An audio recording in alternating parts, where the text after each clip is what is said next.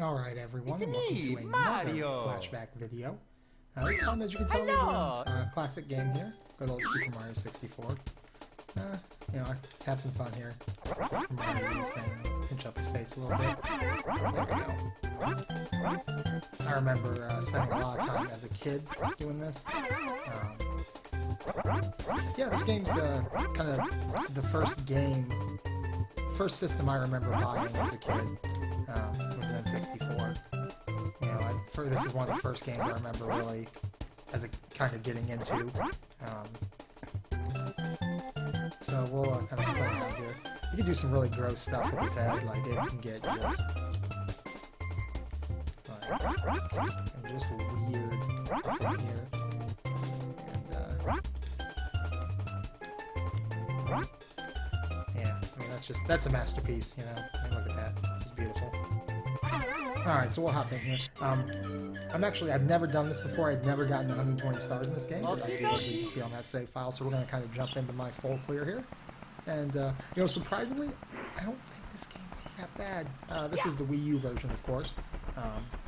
It's kind of the easiest one to get a clean capture off of with the gear I have. And yeah, I mean, you know, you can definitely tell it's early. But Nintendo did a really good job of kind of, you know, the techniques they've used. They've always been able to get better looking stuff out of, you know, comparatively lesser hardware. They've done that even in the Wii era. So it's kind of impressive. We'll head into the castle here. You know, really just showing off a few levels, showing off some fun stuff here. Kind of just, you know, randomly. I mean, I can stop down at the bottom and show the first levels. Those are the ones that most people are going to know. You know, we've got this full castle here. Go ahead and run down and at least do the very first star. If you're not familiar with this game, it came out in 1996. It was a launch title for the N64. This was kind of the... I mean, it wasn't the first 3D game by any means. First 3D platformer even. I think actually it might have been beat by like Bubsy. You can back check me on that one. But... So here we go. World 1-1. What's it called? The Bomb Battlefield. Just, I mean, this was mind-blowing though as a you know, 10-year-old kid, 9-year-old kid. Because you get used to playing, you know, you play Super Mario World and that game's great, but then you just look at this and this just feels so huge. It's actually one of the kind of weirdest things about this game is that coming back to it after, you know, it's been, what, 1996, it's 20 years old now. This is, you know, we just celebrated the 20th anniversary of the US launch of this system. These levels do not feel as big. Like, you know, it's one of those things where now you play these enough that they feel small. Definitely, you know, they're still very interesting, and some of them definitely still have a little bit of size to them, you know, the ones that are kind of broken up into smaller areas like the Boo Castle, or whatever it's called, the Boo level. But yeah, this is kind of, you know, this is where the game starts. It's broken up, you know, into stars. We'll kind of take a look at that. You know, essentially, they were objectives. You know, unlike the big departure for this game from the rest of the Mario series was that you weren't just running through a level. You were doing specific objectives within that level. It was kind of, you know, this, you know, Banjo-Kazooie kind of follows this. You know, you have the jigsaw pieces. I mean, this game was extremely influential in that regard. And that's kind of what I was getting to before I got a little sidetracked there. This wasn't the first 3D platformer, but this was the one that kind of, I mean, just look, I'm not doing anything to control that camera. It's just doing it on its own. But this was the first one that kind of, you know, had the camera that worked like that, gave you enough camera control to really move around in a 3D space, especially when no one really knew how to do it yet. You know, this was not, you know, 10 years later when everyone kind of, you know, this and Ocarina of Time, for the most part, were very much hugely influential in how 3D games are made. Kill this guy. You gotta get right behind him and punch. That's one of the most annoying things, is you run around, but when you're running full speed, you do this, and I can't seem to pick him up when I do that. That might just be my poor play, but I always end up having to slow down.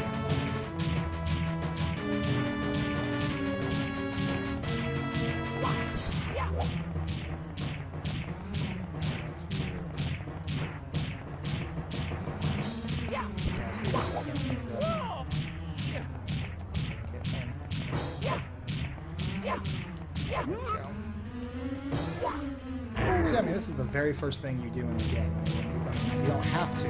So that's kind of the other thing I'll show you in a second. We'll use this level because it's the easiest. So, real quick. Some dialogue, whatever.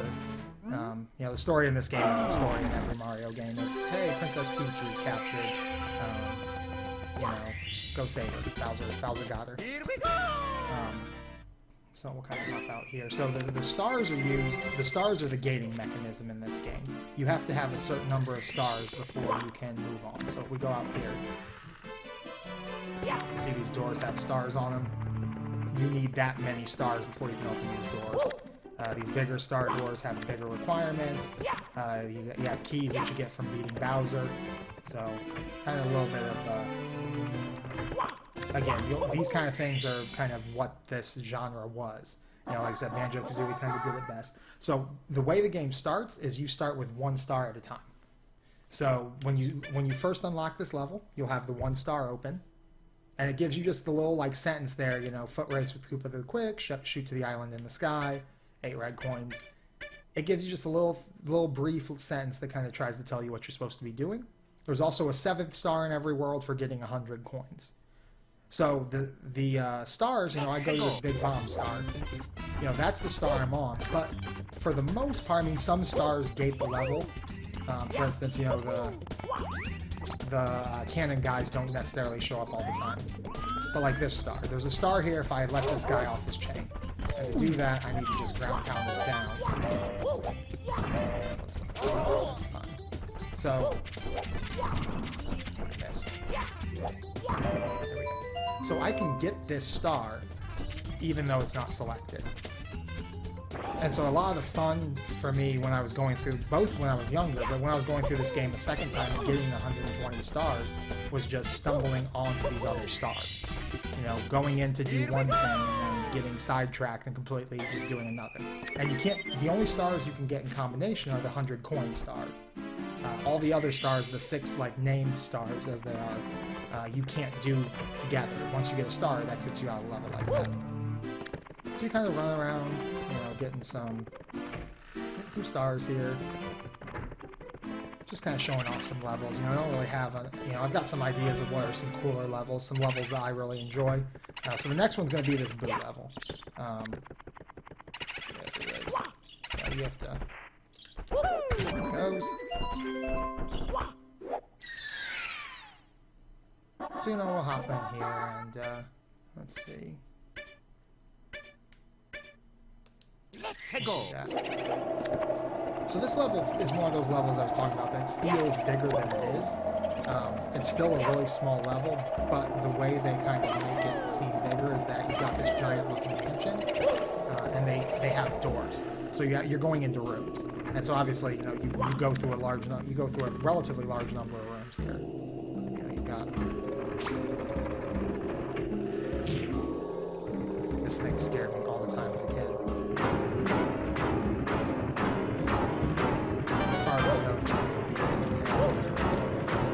So you've got this large number of rooms, but again, you know, they're ultimately really small. But you know, you kind of trick yourself into thinking these are bigger than what they are.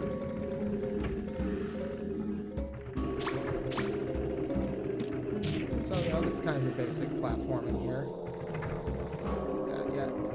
We'll show that stuff off in a second. Kind of make some levels that take advantage of it. Because you do get power-ups in this game. You know, it's a Mario game. You've got boxes, but it's kind of like Super Mario World in that the boxes are transparent until you find a switch for them. So there are switches that you have to find to unlock the boxes. Which door I'm looking for here?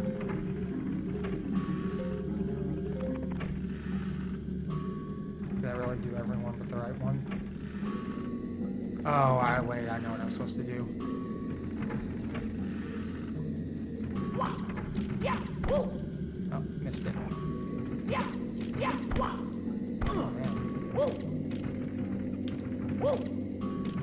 So yeah, that's one of the, you know, there's a lot of stuff like that where it's, you know, you couldn't really do stuff like this before because the perspective was always 2D. You know, you'd have to hide it above or below the screen.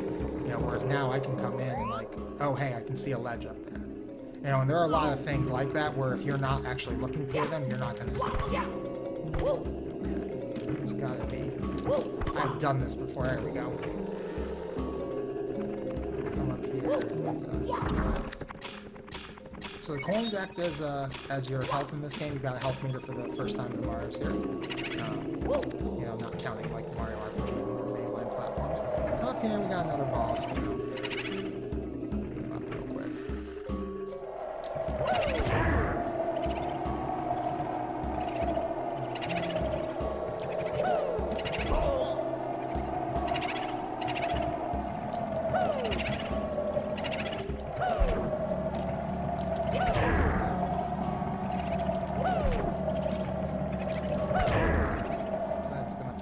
Star comes up there. So you got stuff like this where it's like even after beating the boss, you know, it's kind of crazy to think what the star is. You have to just trust that you can do this. And I didn't hang out the fall. That's totally how I got the star last time, so I don't But you know what, we're gonna go ahead and skip that star and we're gonna do another one because they'll show you off. So you've got these blocks, there are 3 of them. There's red, blue, and green. Each one gives you a different power-up. They're hats. So the blue block gives you the vantage cap. And it turns blue all particly like this. And what that does for you is you can walk through certain walls. There are certain things that you can walk through that you wouldn't have been able to walk through without this.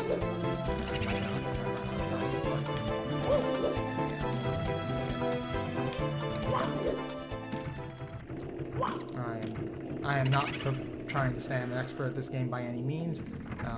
Certainly I wasn't an expert at it as a kid, and it took me a decent amount of time to get all 120 stars. I'm not like speedrunning this game or anything like that. Because I'm inspired by the fact that I can't. There we go. Oh, not enough. Yep, and I get it. That's actually some rough timing there in general. Like, you've got to basically hit that jump on your first try. Which, you know, that's not an easy jump to make. At least not for me. I'm sure there's, you know, there's people out there that are going to say that there's no problem, but...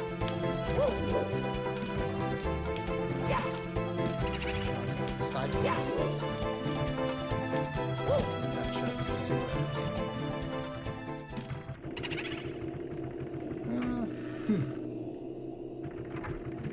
I know some other vantage cap levels, but they're water levels, and I don't want water level. Just like in the classic Super Mario Brothers, water levels are still not the best. There we go. So, hey, this is actually a secret wall. Get this eyeball. Come on, look at me, dude.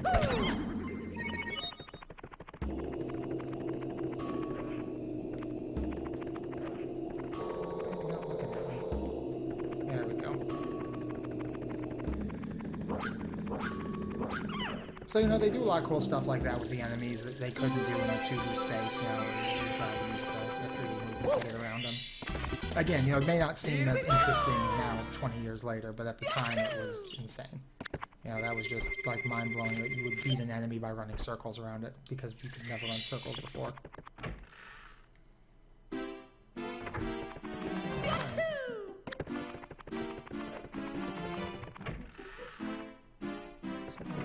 Here. Do this Bowser level real quick. We'll show these off. So there are 3 Bowser levels. They have 1 star in them, and that's the red coin star. This one's kind of fun. So you've got your standard collect 8 red coins. But skip that. But each of these culminates in a fight with Bowser, and you know these are a little more involved in a way than the fights with Bowser in the previous series have been. At least the kind of Super Mario Brothers 1-esque fights. I mean, obviously Mario 3 has something a little different, but again, they use the mechanic. A lot of the bosses in this game, as you've seen, the mechanics kind of been. That's not good. There we go. First death of the video. A lot of the mechanics are, because you can do it, it's running around them. So this is kind of the same thing. These fights use the same kind of mechanics. You're running around, you're grabbing things from behind. And again, I mean, this was the first kind of console that heavily utilized an analog stick.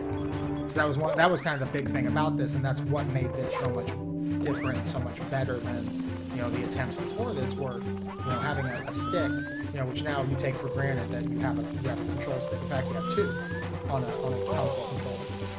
You know, that's just expected. But then it was, you know, it was mind blowing to have one. Actually, go this angle. Just wait this out for a sec. So yeah, I mean, you get a level of control. I mean, even now, this game control is fantastic. Now, there were a few spots here or there where I got a little frustrated, but for the most part, the controls were spot on. You know, 99% of the time, my frustration was more at myself than the game. There were a couple spots where it's like, you know, games just don't move like this anymore. You know, the movement's a little hitchy here or there, but I mean, again, this was totally playable even today. So that's, you know, again, it's just a testament to how good this game is and how much of it has stuck.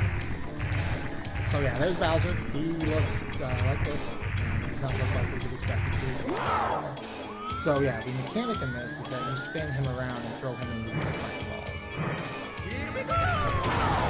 So this fight is pretty easy. The first two fights you just have to do it once. And then what he does is he drops those big keys. There we go, got one here, and let him get it on the jump. And so, you know, these kind of unlock the next area. So I believe it was 8 stars to unlock this fight. I can't remember. It's been a while. So you don't have to. That's kind of the big thing is you know, this is one of those early examples of what a lot of games do now. You know, like think about an open world game. This kind of has some of that in the fact that you don't have to get every star to complete the game. 75. You need 75 stars, I think. Yeah, 75 to fight the final Bowser fight.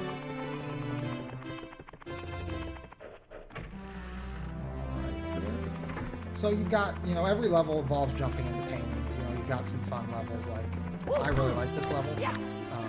There's something about it. I just feel like it's a good, solid level. What do we want to do? We'll do the monkey bridge since that takes us to the top. So this is Tall Mountain. It's a mountain climbing level. You know, it's kind of similar in some respects to that section of the Bomb Battlefield where you're kind of scaling the mountain, you know, Spiral Mountain. And that was a mistake. And second death. So, you know, there's 2. Mamma mia! Alright, let's try this again. Get back into it. There we go. Now we'll just do the...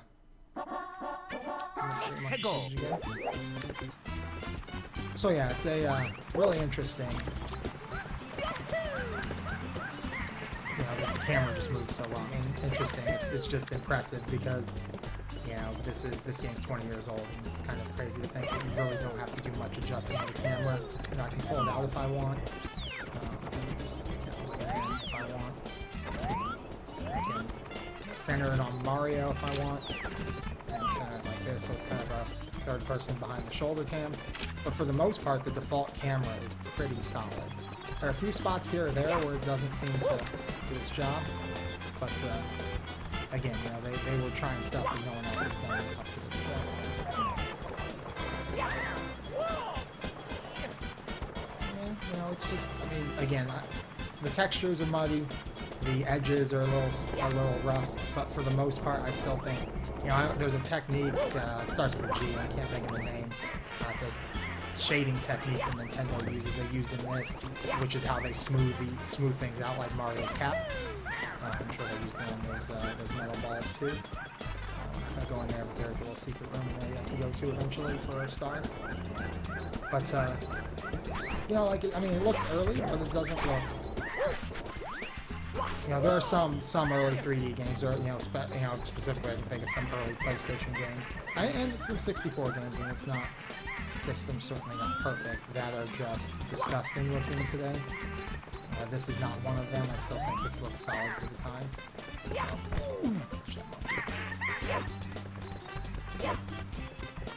I'm so afraid I'm going to fall off the edge with that.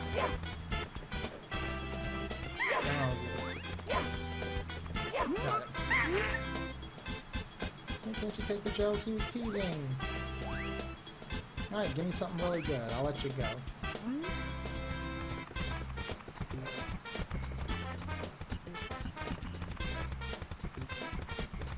So yeah, it's just, you know, a lot of the level designs, you know, this mentioned, I can't remember what the exact name was, Mystery of the Monkey Cage. So yeah, I mean, you would just, you know, you wouldn't have any other clue beyond that. I mean, it's a lot of exploring and trying things, and, you know, at this point the game's taught you that you can pick stuff up.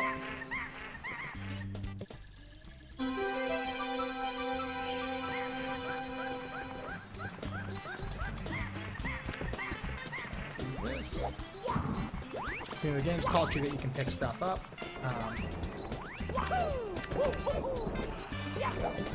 So you just kind of have to explore and experiment. You know, it doesn't have, you know, a map marker telling you where to go. It just gives you those hints, and I think that's actually a really good way to do it.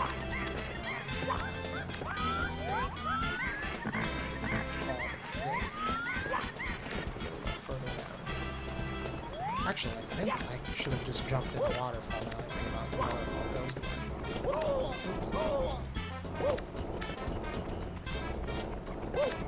Okay, and, oh, come on. It's tracking me.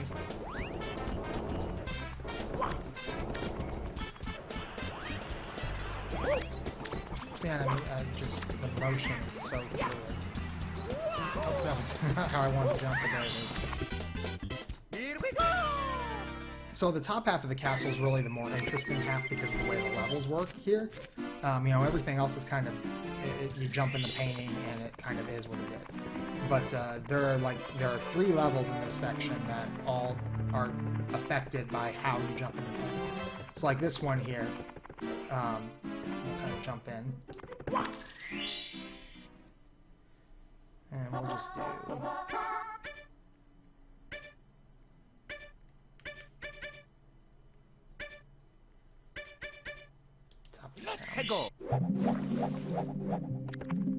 So I jumped in the painting at the bottom, and the water level's here. And if I exit course, pop. Yeah, that's a little annoying that it pops you out to the castle every time you exit the course, but it is what it is.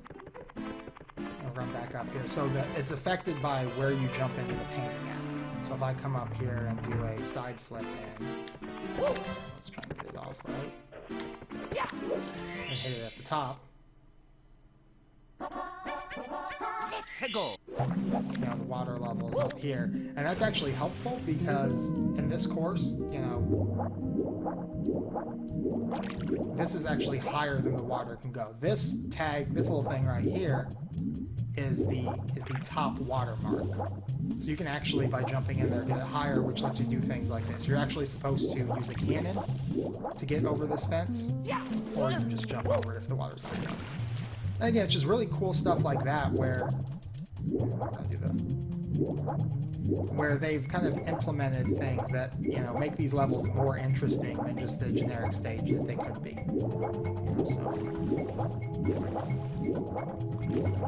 I'm trying not to mash on buttons here, but so you don't hear me just slamming on buttons. That sounds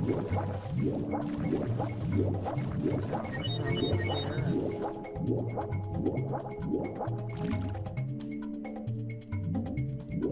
To tell you the truth, I don't actually remember if this is where I'm supposed to be, because I don't remember if this is the top of the town star or not. But we can do another one while we're here, so it's all good.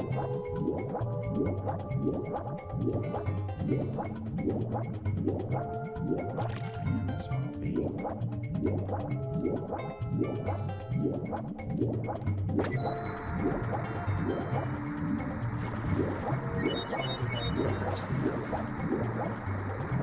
Vanish cap. I have to remember to go back and show the other two.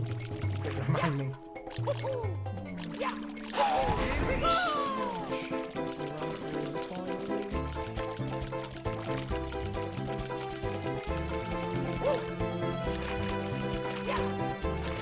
one of the negatives is that, you know, I'm sure there's another way to do this, another way you're supposed to do this. You know, possibly use using that metal cap, but the way I do it is to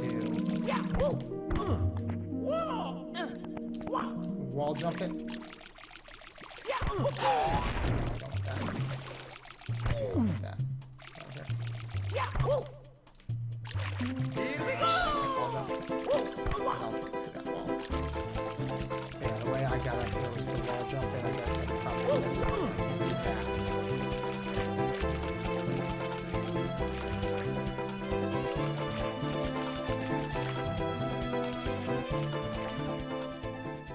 You know, I swear when I did this on my own, this was not as hard. You know, it's performance anxiety. I guess is just to go. Come on. It's easier to do it from this side too. I think I've got it better. Yeah, there we go. There we go.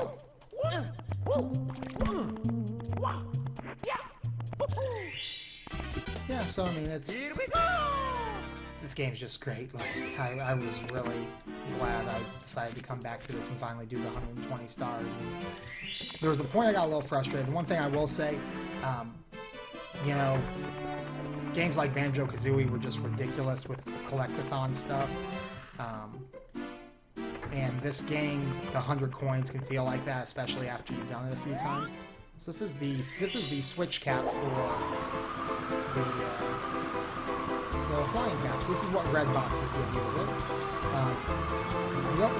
Flying is the wrong word. It's really more gliding because you kind of have to dive bomb Batman style.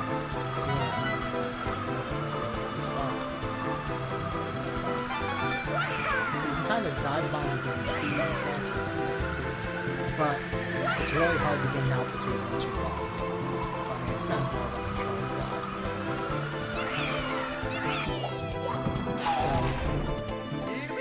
So I mean, you know, I can take off and he'll get a little height, but he'll kind of lose it pretty quickly.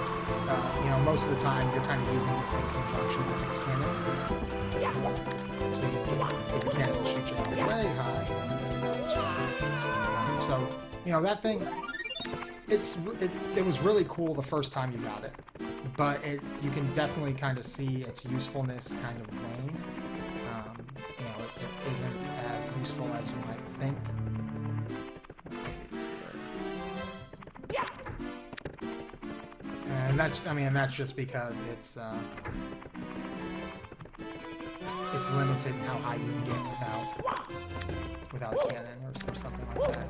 And again, you know, that might just be me not being great at the game. There might be someone who can fly forever with that thing.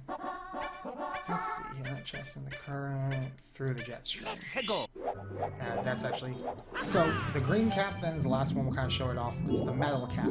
And actually, there is something really cool. And they only use this as far as they only use this with the... And this is, in fact, the only level I can think of that really kind of utilizes it and is a requirement that you have to do it. But you can actually wear two caps at once. And so they'll kind of show that off here. The metal cap is exactly what it says. You get Metal Mario. Metal Mario is probably the most iconic part of this game because they put him in Smash Brothers. So, you know, a lot of people recognize him from Smash Brothers. Even if they've never played this game, they know what Metal Mario is. And you get him from the green cap, and it's kind of, you know, he's heavy, so he will actually float or walk through water. So, you know, I can come up here, the Smash cap, which lets me go through here, which lets me get metal caps on the damage kind of metal. And if you see over there, there's that cage, because I wouldn't be fast enough swimming to get there. I'm barely going to be fast enough here. So, you know, I mean, they have a lot of, you know, the caps are kind of, they're a little different than power-ups in most Mario games because they're all temporary, and, you know, they're not useful all the time. You know, in Mario 3, the raccoon tail is always useful if you're just doing your kind of traditional runs because, I mean, you can always use the extra, you know, ability to kind of control your jumps a little better. So you've got that coming, you know, kind of working for you. But these are very situational, you know. I mean, generally, when you have one, it's to get a specific star. You know, there aren't a lot of levels that just give you a cap for no reason. You There are some that kind of have them placed around just because they do, but this will kind of show you another cool level. And this is the wrong one. The next one is Tiny Huge Island, I kind of want to show off. So the gimmick around Tiny Huge Island is exactly what it sounds. It can be tiny or huge, and it's based on how you enter it. So you've got the painting here that doesn't do anything, just bounce my head on it. And then you have a painting to the left and a painting to the right. So you've got this one, and you've got this one. And kind of the big thing here is if I enter the big painting, everything's going to be huge. So the painting size, kind of reflects the size of the level. So everything's giant. And then obviously when I have a small painting, I'm huge. Now they do have a way to switch in the level, so you're not stuck like this. But at the same time, you kind of want to go in. There are certain things like you cannot get over to this side of the level, as far as I know, without being tiny. Let's catch the turret. Nope. So let's do that again. We'll just show off the... This way.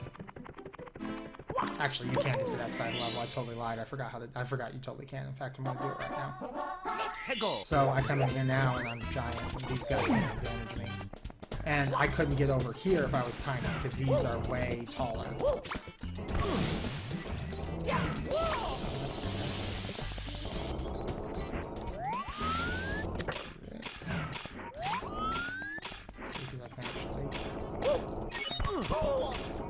So this section is the section that we were just at.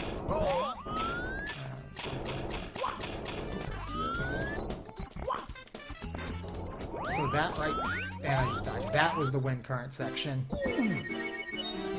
So I'm not going to keep dying on this level. I've only got one life left, and there's still a couple things I want to show you.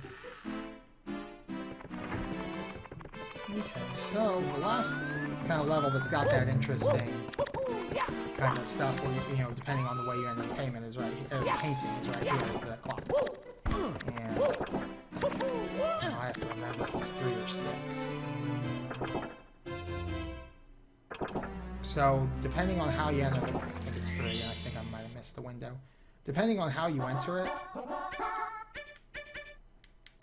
it affects how everything moves. So if you enter it when the minute hand is on 3, everything is stopped. I'm going to try it again. So everything was moving there because I missed my window. But again, I mean, there are certain stars that, it's easier or harder to get if things are moving or stopping. Like the red coins are, I won't say impossible because I'm sure someone can do it. I'm sure you can definitely do it while platforms are moving. But it's way easier when those platforms are stopped.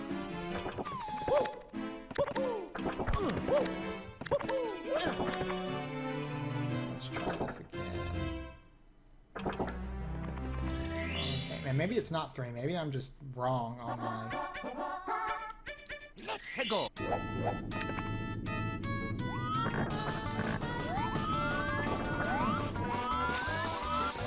not going to try 3 again because I feel like I'm doing that. It's not giving me what I want to show. I finished this game and then kind of was going to record a video right after I finished and didn't, so I apologize for not knowing 100% what I'm supposed to be doing here. Let's see, you may just end up looking up real fast. Alright, let's try this thing one more time. Try 6. Let's go. So the big difference here, and it's kind of not noticeable, things are moving faster, and some of the things are moving out of sync. And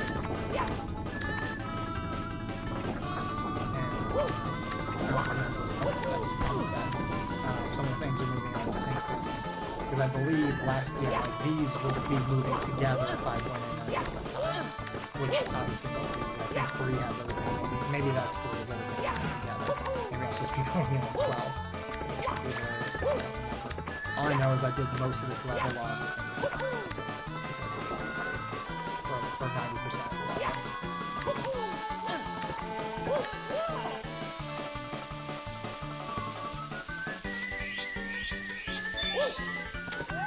You know, some stuff you can't do when it stops, you can't do as easily. Like, you kind of need this platform to move.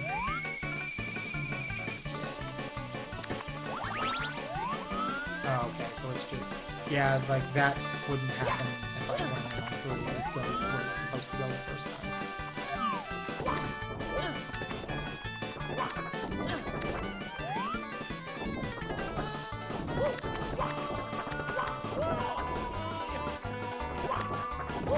Oh, no. I hope I did.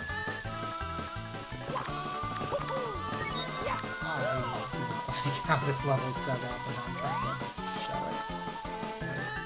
This level is hard too, because they basically are an unlimited coin. Kind of like getting to a point where they're part, you have to get 100 coins in the level to get a star. Some levels that's easier than others. There are definitely levels where it is super annoying to have to get 100 coins.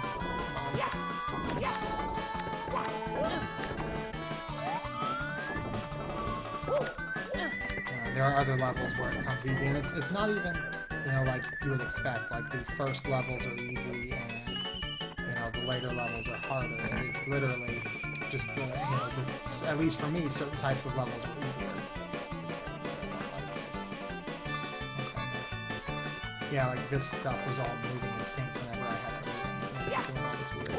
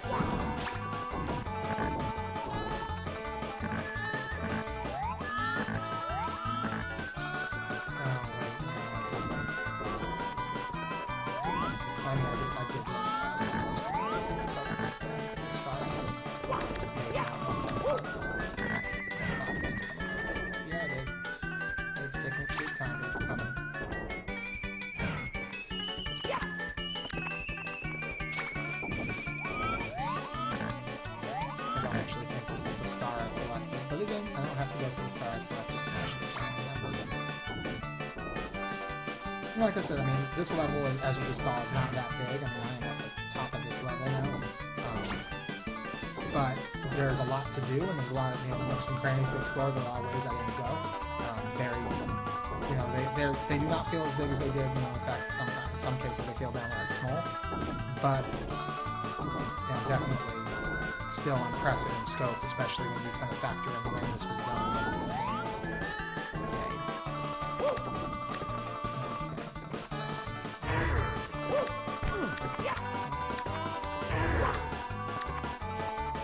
So this is going to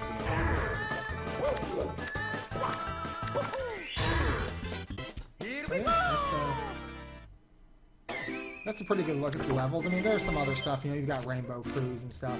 Those levels they're interesting in that they've got some really interesting platforming in them, but they're kind of straightforward in terms of mechanics. They don't have anything where you're, you know, entering the pane and adjust the mechanics of the level. Hell, last thing we'll do is we'll kind of go finish the game, you know, fast. Final Bowser fight here. Like I said, I only need 75 to do this. I came in with 119. I got every other star before I came here. This is the biggest of the Bowser levels.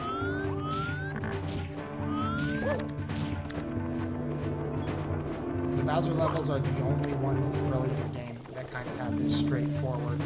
The cap levels, to some extent, do. You know, for, you know, as far as have a start and end. But this one is really big time. You know, these levels are kind of your traditional Mario. You start at point A and you get to point B.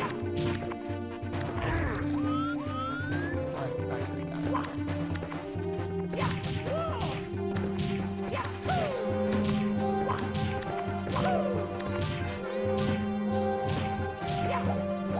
Oh wow, that's not supposed to happen, I'm sure.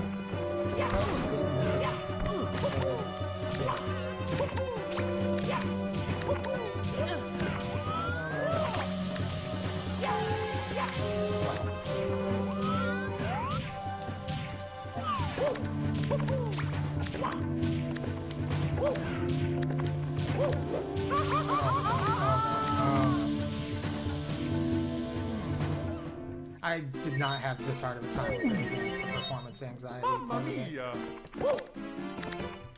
Even if 10 people watch this, that's 10 people I've got to perform for.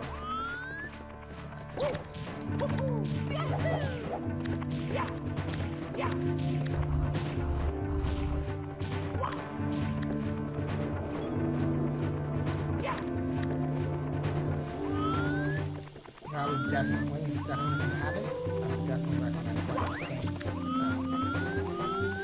There are a lot of versions of it. There's a virtual console version, there was a DS version, which is it's extremely different. It's not the same game by a long shot. It is very much a honest remake of this game. But it's still, it's not like it's a bad version of it. That's what I was expecting that last time. Oh my goodness, he is just aggressive with me.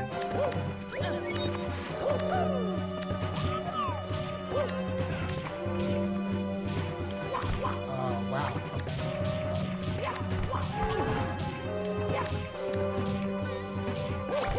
Make this easier on myself so I don't think it's apparently I'm having trouble. There we go.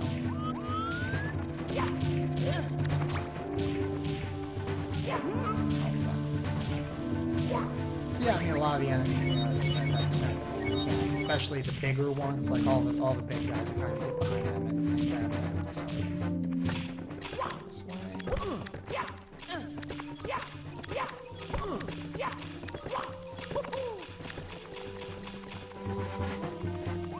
But yeah, that DS version has like multiple characters. Has multiple characters. You can unlock, like, you have to unlock for some of the stars. But it's like Yoshi, Wario. That was a version that I also played as a kid. Again, didn't really beat it. Wasn't the main difference for that version is that you don't, if I remember correctly, you don't get caps, or you can't do everything with just Mario, because everyone gets different abilities.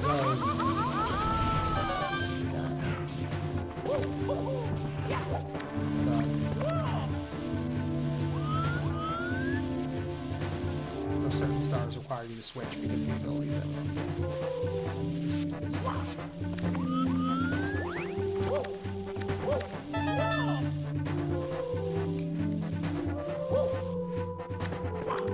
Yeah, this is also the longest Bowser level.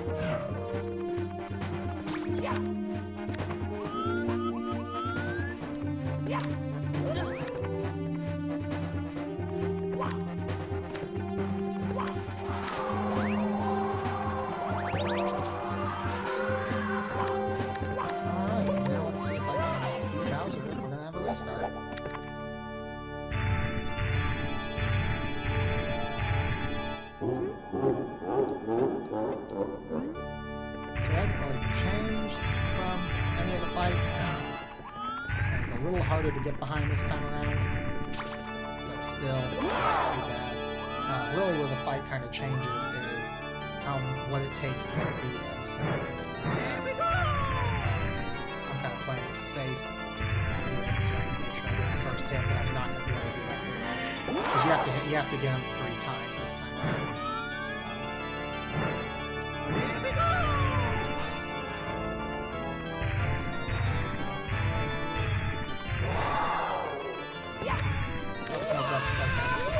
The second fight when he does that, this whole thing just tips.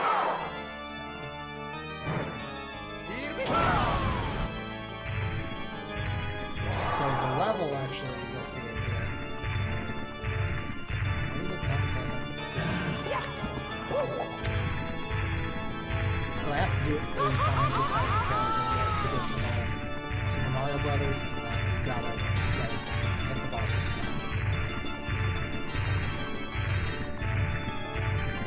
If you pull it tight enough, you can definitely get around him without him having to stop and do that massive fireball. It's a tight fit.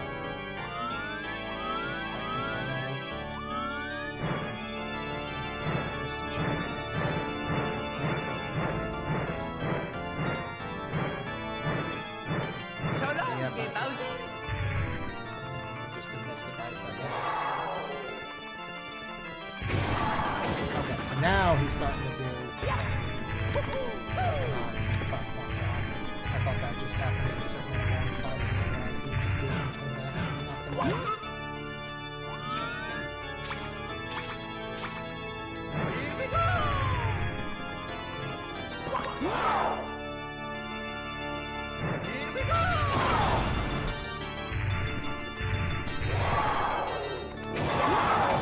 Yeah, this is where it goes completely stylish.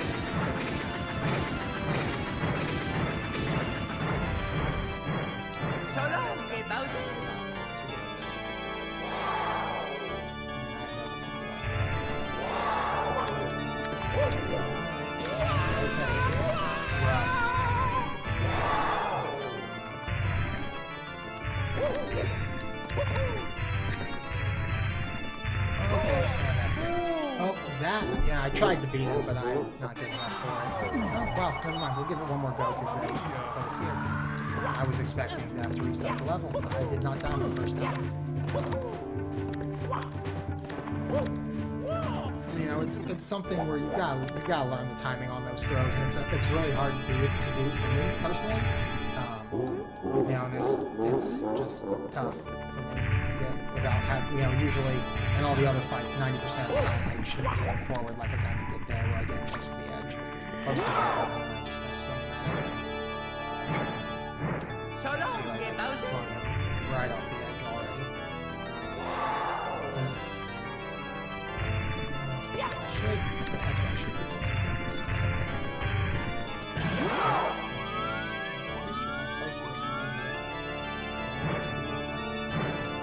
Of course, one step again.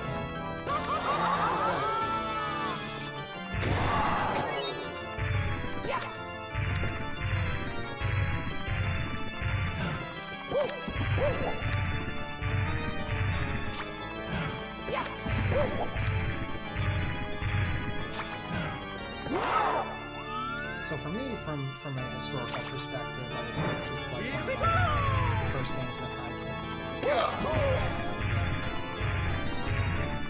Okay, well, I'm not going to continue. You've seen me fail. That is Super Mario 64. This is a game over screen, if you want to see it. He then gets happy again, and it kind of goes back to the start. But that is Super Mario 64. It is a fantastic game. Even it has aged much better than I expected it to. Coming back to it, I would still highly recommend checking it out. It is definitely. It may not be the best Mario game created, but up there with Super Mario Brothers, it is definitely could be argued as the most important Mario game that's ever been created. So I would definitely recommend you take a chance to check it out. I know Timothy, and we'll be back soon.